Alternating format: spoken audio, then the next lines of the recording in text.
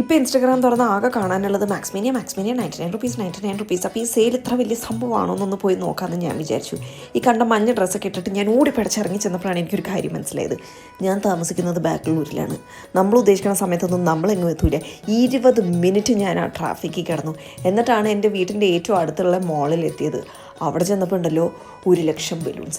അങ്ങനെ ബലൂണൊക്കെ കണ്ട് മാക്സിൽ ഫൈനലിൽ എത്തിയപ്പോഴാണ് എനിക്കൊരു കാര്യം മനസ്സിലായത്. സെയിൽ തുടങ്ങിയിട്ട് 2-3 ഡേയ്സായി, വിച്ച് മീൻസ് 99 റുപ്പീസിൻ്റെ മിക്ക സാധനങ്ങളും ഓൾറെഡി സ്റ്റോക്ക് ഔട്ട് ആയിട്ടുണ്ടായിരുന്നു.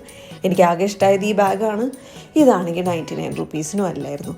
കുട്ടികളുടെ ക്ലോത്ത്സ്, ടീഷർട്ട്സ് 49 റുപ്പീസിന് 4-5 എണ്ണം നല്ലത് എനിക്ക് കിട്ടിയായിരുന്നു. ചെന്നതുകൊണ്ട് മാത്രം ഞാനിതെല്ലാം വാങ്ങിച്ചു. പേഴ്സണലി എനിക്കത്ര വേർത്തിട്ട് അല്ലായിരുന്നു.